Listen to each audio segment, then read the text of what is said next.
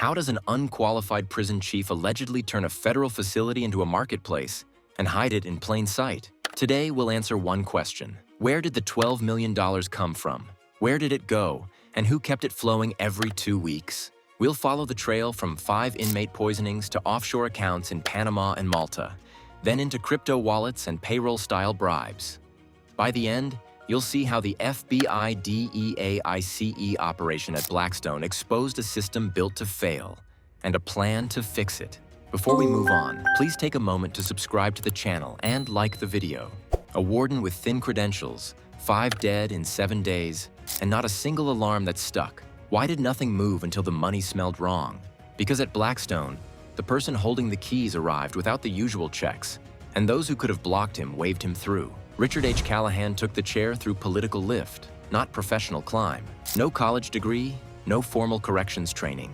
Yet he cleared vetting for a complex federal penitentiary housing nearly 5,000 violent offenders. That path tells you how institutional safeguards bend when a sponsor insists. In this case, a stepfather with a mayor's office and a long memory for favors. Under normal rules, the Bureau screens wardens like pilots. Years of line supervision, specialized training, background reviews, reference calls, and a panel interview that digs into discipline history and crisis decisions.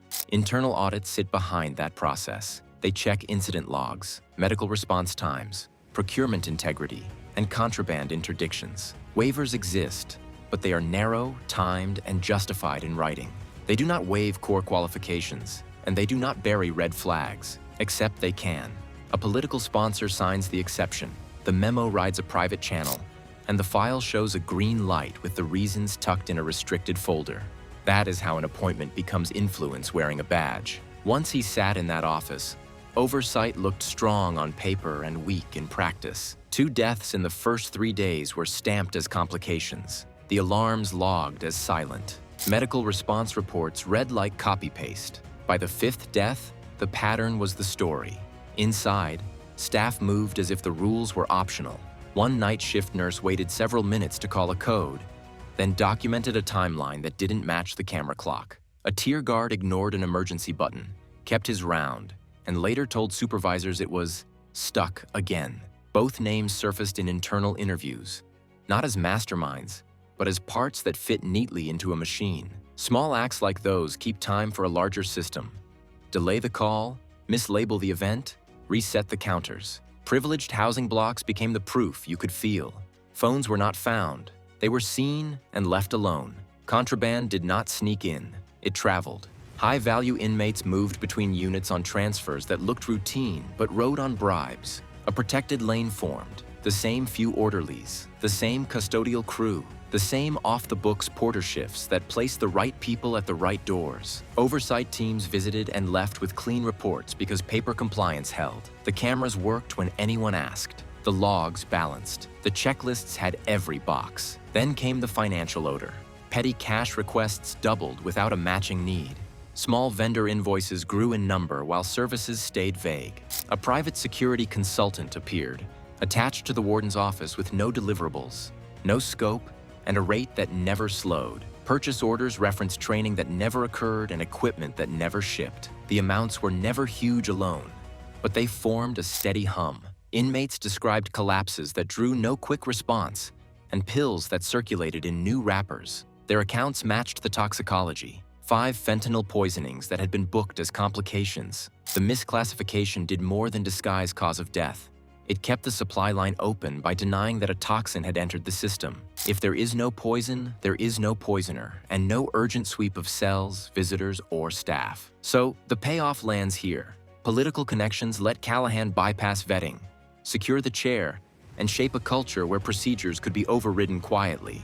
That structure incubated a concealed drug economy inside a federal fence, with room to grow and room to hide. With the door propped open at the top, the next question is simple. Who paid whom and on what schedule? Follow the ledger. The autopsies rewrote the week. 5 bodies, same toxin, and a rhythm on the bank side that paid out like a clock. Every 14 days, $42,000 landed, identical to the cent, as if someone set payroll for a job no one was supposed to see. That flip, from complications to fentanyl, took the case out of the warden's files and into federal hands. Day 1 started as a routine medical event on paper. The chart called it a complication. Day 2 repeated the language. By day 3, a third collapse drew the same phrase. Then 2 more in 48 hours. Patterns, not individual failures. Forced attention. Toxicology came back and erased the euphemisms. Fentanyl in all 5. Timelines that showed delayed responses. Intake logs that did not match the pills found in property. Silence around the alarms turned into a record, and that record met lab results that did not bend. Inside, the death reports held one story. Outside, the lab spoke another. That fracture is what opened subpoenas. Financial records hit the table because the cause of death could no longer be floated as vague. Investigators pulled vendor lists, petty cash, and consulting contracts, then widened to bank statements tied to supervisors, medical staff, and a handful of civilian contractors. The wedge was simple. If the deaths were poisonings, who funded the supply and who got paid to look away? The $42,000 signal stood out first. Identical deposits, landing every 2 weeks to accounts that shared addresses or family links with staff. The money came from names that looked like service firms but filed no payroll, held no offices, and posted no contracts beyond generic facility support. The cadence mattered. Week after week, no invoices matched the sums. No work orders explained them. The trail led backward into shells that existed only on paper and forward into debit cards and cash withdrawals near the prison. Financial intelligence teams explained how that hides in plain sight. Structured wires moved through accounts in Belize, then Panama, then Malta, peeling off fees and disguising owners through nominee directors and trust layers. After 3 or 4 hops, the funds hit exchanges, converted into crypto, and resurfaced as US dollar loads to prepaid cards. That mix of layering and conversion is what units like FinCEN flag. Repeated amounts, round number cycles, and offshore jurisdictions known for high privacy banking. One Shell LLC billed for upgrades that never showed up on site. No ducts replaced, no cameras added. Yet the invoice cleared, and within days, phones and blue-wrapped pills appeared on the tier. Move logs placed high-value inmates in the same block within hours of the deposit's landing. The timestamps lined up too neatly to ignore. Money dispersed, inmates moved, contraband arrived, and custody posts stayed quiet. The outside link came from East Hollow. When agents hit that site, they seized large runs of counterfeit pills, pressed to look like familiar meds. Batches from the raid matched the pills moving inside Blackstone, tying demand behind the fence to a supply line running through CJNG's channel. That turn confirmed that the prison's flow was not a local hustle. It drew from a production stack built to feed territory.